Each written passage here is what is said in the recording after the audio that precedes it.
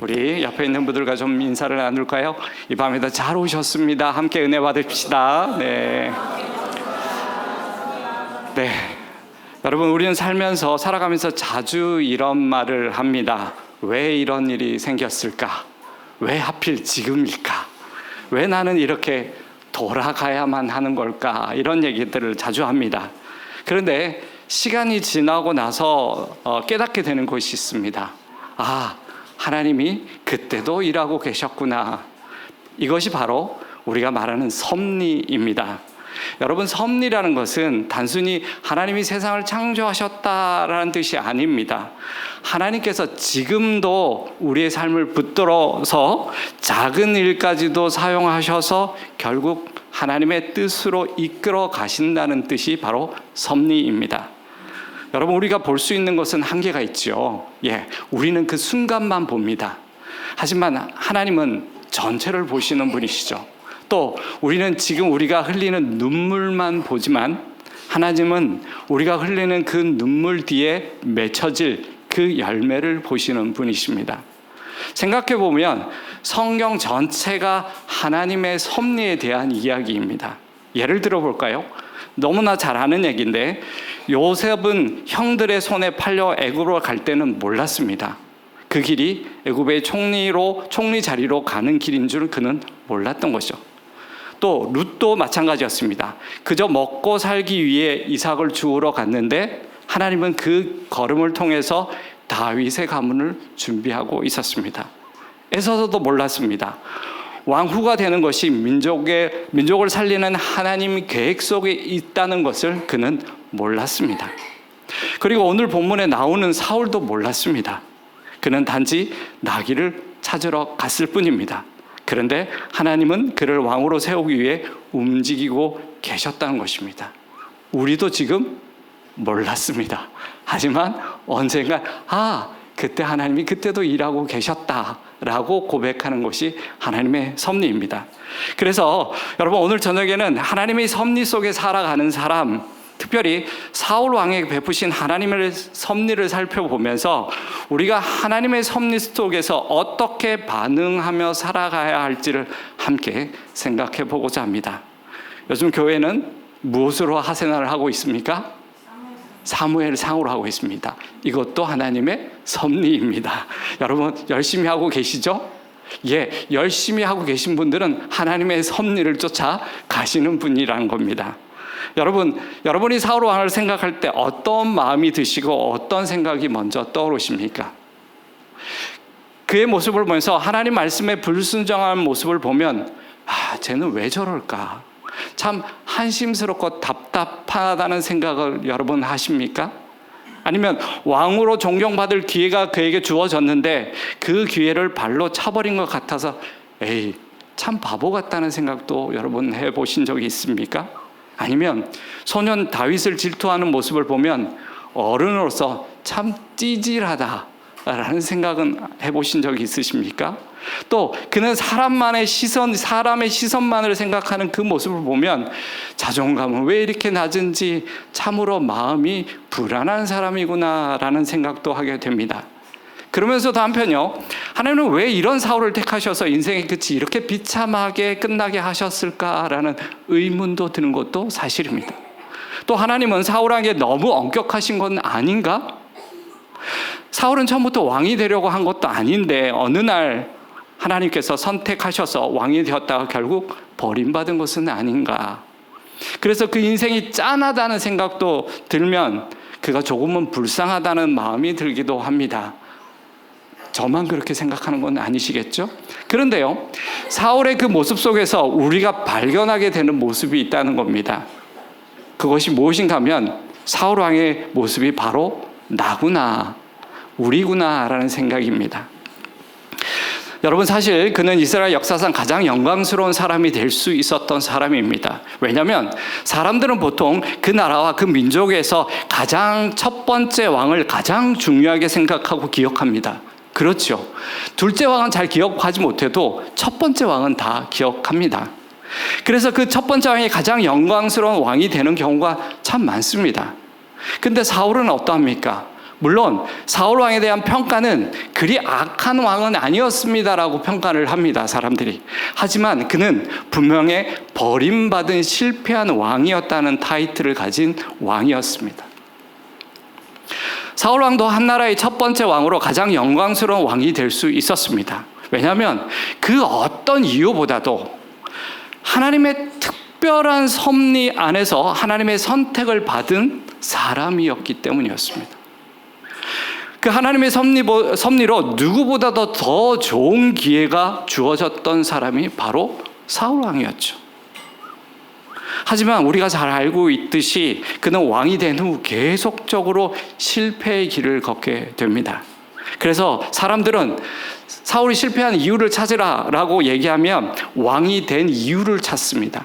그런데요, 성경은 왕이 되기 전부터 그에게는 실패의 인자가 있었음을 암시적으로 보여주고 있습니다.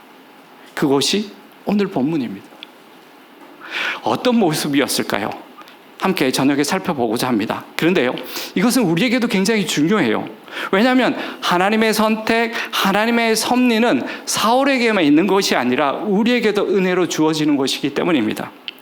그래서 우리는 사울 왕처럼 실패하지 않기 위해서 어떻게 해야 하는지 오늘 말씀을 통해서 먼저 고민할 필요가 있기 때문인 거죠.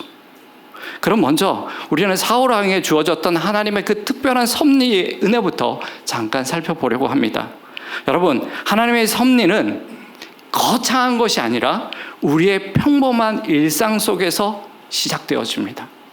사무엘상 9장 3절 말씀인데요, 3절을 보면 사울의 아버지 기스가 암나기를 잃고, 아버지가 암나기를 잃는 것부터 하나님의 섭리가 시작되어집니다. 여러분, 얼마나 평범한 이야기입니까?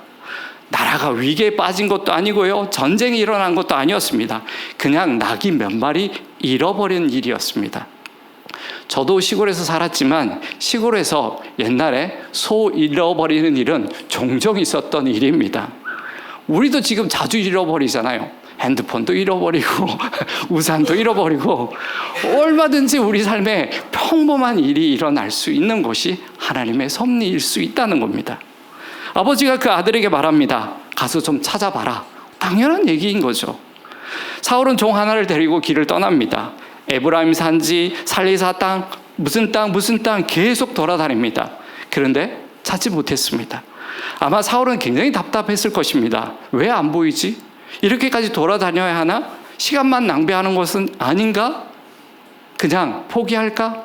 왜냐하면 사울의 집은 부자였습니다. 충분히 포기해도 될 만한 상황이었어요. 어쨌든 사울은 자신이 지금 나귀를 찾고 있다고 생각했지만 사실 하나님이 지금 사울을 움직이고 계셨던 것입니다. 이게 바로 섭리입니다. 우리는 지금 눈앞에 있는 문제만 보지만 하나님은 그 문제 뒤에 있는 더 큰 일을 하고 계셨던 것이죠. 어쩌면 우리 인생에도 그런 일이 있었을 것입니다. 실패인 줄 알았는데 새로운 길이 되었을 때, 또 막힌 줄 알았는데 오히려 보호하심이 되었을 때, 또 늦어진 줄 알았는데 하나님의 가장 정확한 때였다라고 고백한 때가 있었을 것입니다. 여러분, 우리는 조각만 봅니다. 하지만 하나님은 전체 그림을 보고 계십니다. 그래서 우리에게 필요한 믿음은 모든 것을 이해하고 믿는 것이 아니라 이해되지 않아도 하나님을 신뢰하는 것입니다. 지금 우리에게 일어난 작은 일에 대해서도 신뢰하는 것이 하나님의 섭리를 인정하는 일이라고 성경은 말하고 있다는 것입니다. 이런 하나님의 섭리는 사울에게 왕의 기회가 주어졌습니다. 사울은 우연히 사무엘을 찾아가는 것 같았습니다. 그런데 사실 하나님은 이미 사무엘에게는 이미 말씀하셨습니다. 오늘 우리가 읽지 않은 본문이지만 사무엘 9장 15절 16절을 보면 하나님께서 미리 사무엘에게 말씀하셨습니다. 우리 함께 읽어볼까요? 사울이 오기 전날에 여호와께서 사무엘에게 알게 하여 이르시되 내일 이맘때에 내가 베냐민 땅에서 한 사람을 내게로 보내리니 너는 그에게 기름을 부어 내 백성 이스라엘의 지도자로 삼으라. 사울은 자기가 움직인다고 생각하고 있었습니다. 하지만 사실 하나님이 누구에게? 사무엘에게 보내고 계셨던 것이죠. 그런데 여기서 중요한 것이 하나 있습니다. 여러분, 하나님은 사울을 모르고 선택하셨던 것일까요? 아닙니다. 하나님은 사울의 외모만 보신 것이 아니었습니다. 그의 가능성뿐만 아니라 그의 한계까지도 다 알고 계셨습니다. 그런데도 하나님은 그에게 기회를 주셨던 것입니다. 여러분, 사실 이게 바로 은혜입니다. 우리도 마찬가지 아닙니까? 하나님은 우리의 부족함을 모르고 우리를 부르셨습니까? 아닙니다. 우리의 연약함을 모르고 사용하시겠다 하시는 것도 아닙니다. 하나님은 다 아세요. 우리 안에 있는 교만도 흔들림도 영적 미숙함도 다 알고 계십니다. 그런데도 우리를 부르셨고 지금도 부르고 계시다는 것입니다. 이것이 바로 사울과 우리에게 주어진 하나님의 은혜입니다. 이런 하나님의 섭리 속에서 기회를 얻은 사울이었습니다. 그런데 여러분, 오늘 본문 속에서 사울의 특이한 점을 혹시 발견하지 못하셨나요? 그냥 너무 빨리 읽어서 뭔지 잘 모르겠네요. 분명 사람의 눈으로 보기에는 그는 무엇 하나 부족함이 없이 보이는 사람이었습니다. 가문, 외모, 능력, 무엇을 보아도 그는 충분히 왕이 될 만한 사람이었습니다. 그런데 그에게 심각한 문제가 있었어요. 그것이 무엇이냐면 바로 영적 둔감함이었습니다. 여러분, 사울은 나귀를 계속 찾아다니다가 찾지 못해서 포기하려고 했어요. 그때 그 지역에 하나님의 사람이 있으니 찾아가서 물어보자고 제안한 사람이 오늘 누구였습니까? 사환, 다른 말로 종이었습니다. 그 종은 어떤 사람이었을까요? 별로 관심을 가지지 않으셨죠. 물론 성경만으로 봐서는 잘 알 수 없습니다. 같은 이스라엘 민족 중 한 사람일 수도 있고요, 아니면 가나안 정복으로 이스라엘의 종이 된 가나안 거류민일 수도 있습니다. 하지만 그는 그 집안의 하층이었다는 거예요. 어쨌든 세상에 그 집안 일하기도 바쁜 그 종은 이 성읍에 존경받는 하나님의 사람이 있다는 것을 잘 알고 있었어요. 그 하나님의 사람이 누구죠? 사무엘입니다. 그런데 사울은 어떠했습니까? 그 성읍에 누가 살고 있는지, 그 하나님의 사람이 누구인지도 오늘 성경은 몰랐다 라고 얘기하고 있는 겁니다. 심지어요, 사무엘상 9장 18절을 보면 사울은 성 안으로 들어가서 길에서 우연하게 사무엘을 만납니다. 그런데 그 사무엘에게 선견자 집이 어디입니까? 라고 묻습니다. 무슨 말이죠? 사무엘을 보고도 사무엘인지 몰랐다. 성경은 이렇게 이야기하고 있습니다. 여러분, 사무엘이 누구죠? 사무엘이 누굽니까? 그 당시 이스라엘의 사사입니다. 여러분, 사무엘이 그 동네 선지자였습니까? 아닙니다. 이스라엘 전체 선견자, 선지자였습니다. 그리고 그는 이스라엘의 최고의 영적 지도자였고요, 군사 지도자였고 재판관이었습니다. 명칭은 사사였지만 사실 그 당시 그는 왕과 같은 존재였습니다. 그런 사무엘을 모른다고요? 과연 이스라엘 백성이라고 말할 수 있을까요? 속된 말로 그 당시 사무엘 모르면 뭐다? 간첩이다. 여러분 아시죠? 간첩도 사무엘은 압니다. 여러분, 사울은 어떤 사람이라고요? 유력한 집안의 사람이라고 합니다. 유력하다는 게 뭐예요? 그 당시 귀족과 같은 신분이었다라고 얘기하는 겁니다. 그런데도 사무엘을 모른다? 정말 너무 관심 없는 거 아닐까요? 물론 지금의 우리 시대와 같이 믿는 종교가 다르면 조금은 이해할 수 있습니다. 여러분도 불교의 큰 스님을 아십니까? 예, 우린 잘 모르잖아요. 하지만 그 당시 삶과 종교가 분리되는 시대가 아니었습니다. 이스라엘 백성이라면 당연히 여호와 하나님을 알아야 되고, 여호와 하나님을 안다라면 그 하나님을 모시는 가장 위대한 사람이 바로 사무엘이라는 것은 알아야 하는 거 아닙니까? 그런데 사무엘을 몰랐다. 이거는 굉장히 심각한 상황이라고 저는 생각합니다. 혹시 이런 생각을 할 수 있지 않을까요? 혹시 그 당시 사울이 나이가 너무 어렸던 건 아닐까? 사무엘상 오늘 9장 2절을 보면 사울을 소개하면서 이렇게 얘기합니다. 그의 이름은 사울이요 준수한 소년이라고 얘기합니다. 소년, 그렇죠? 나이가 어렸던 것 같습니다. 그런데 다른 번역본을 보면 소년이 아니라 젊은이 혹은 아들로 번역하고 있습니다. 그래서 원문을 보면요, 바후르라고 되어 있습니다. 네, 히브리어는 안 썼으면 제가 한글로 썼습니다. 히브리어 바후르라는 단어는 단순히 소년이라는 말이 아니라 젊고 힘 있는 장성, 군사적 나이의 청년을 뜻하는 말입니다. 결국 성경을 종합해 보면 당시 사울의 나이는 30대 중반이었습니다. 그리고요, 이미 결혼해서 아들도 있었어요. 누구죠? 요나단이 있었습니다. 당시 나이 30대 중반은 사회적 책임이 있고요, 군사 지도자로서 인정하는 그런 나이였습니다. 그럼 그가 사무엘을 모른다는 것은 나이 탓은 아닙니다. 맞죠? 그럼 혹시 사울이 살던 지역과 사무엘이 살던 지역이 너무 멀어서 알지 못했던 것은 아닐까요? 여러분, 제가 지금 사울을 굉장히 변호하기 위해 애쓰고 있다는 게 느껴지시죠? 예. 옛날에는요, 이동이 쉽지 않았기 때문에 거리가 멀면 정보 소식 알기 힘듭니다. 그렇죠?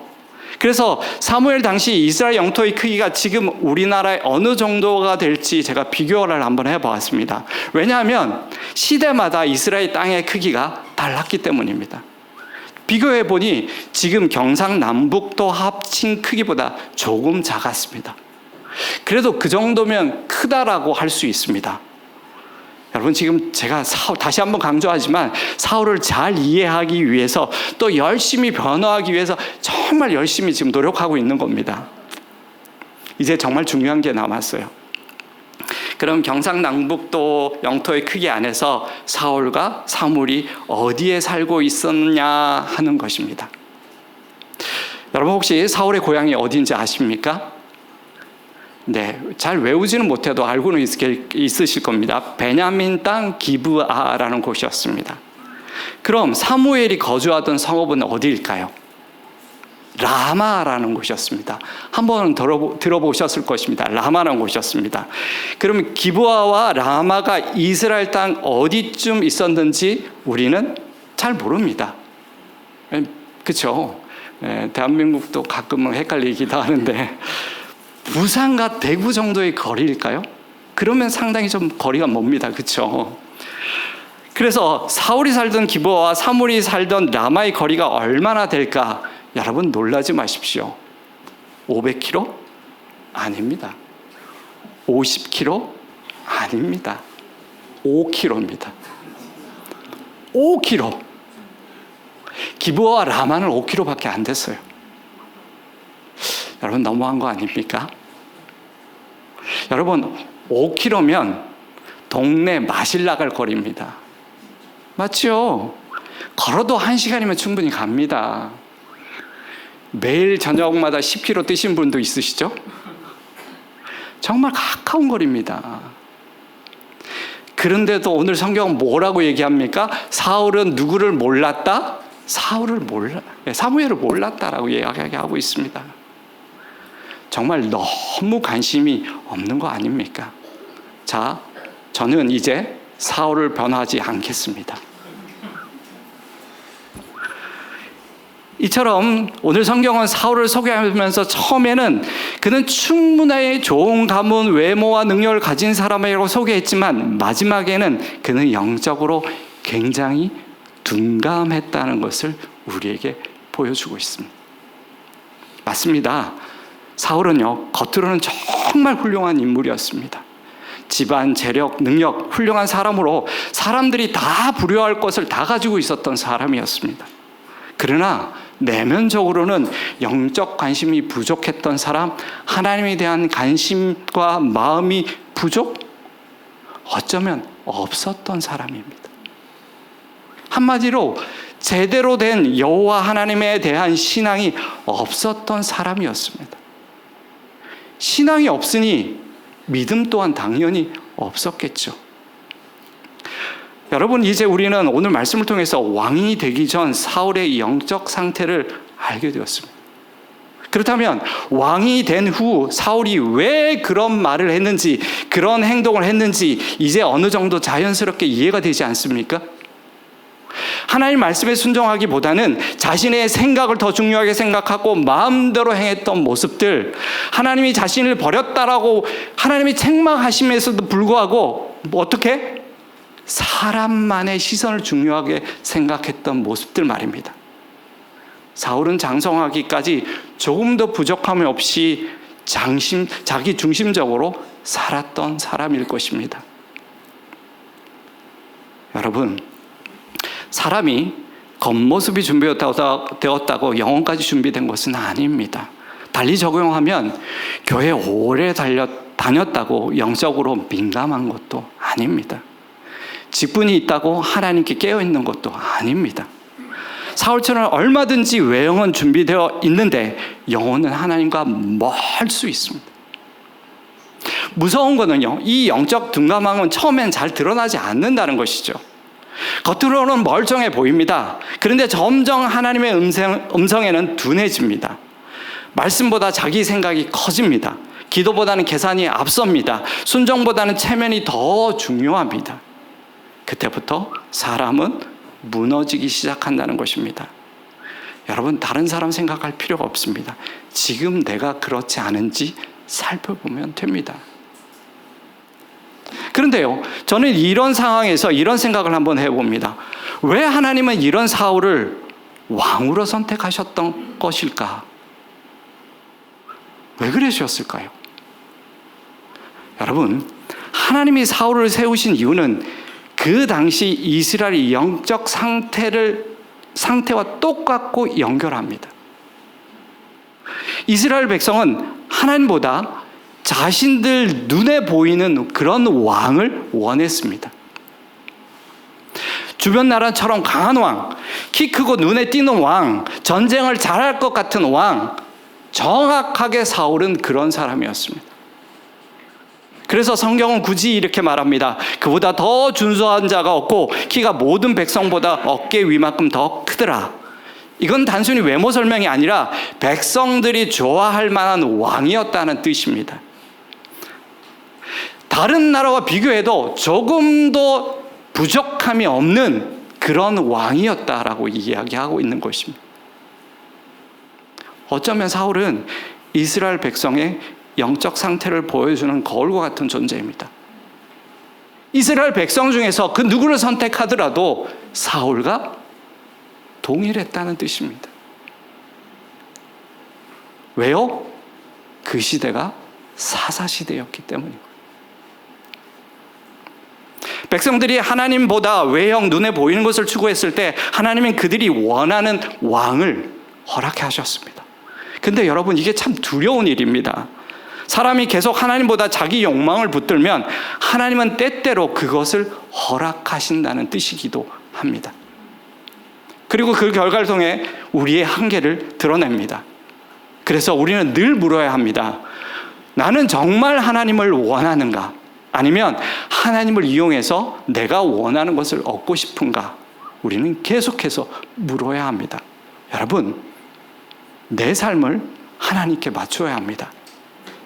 이것이 하나님이 우리에게 바라시는 것입니다. 그러면 우리가 사울처럼 실패하지 않으려면 어떻게 해야 할까요?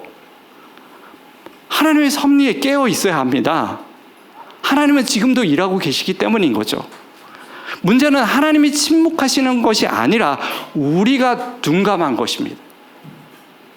사울은 계속, 여러분, 사울의 인생 속에서 계속 하나님의 움직임 속에 들어와 있었지만 정작 하나님께는 민감하지 못했던 것이죠.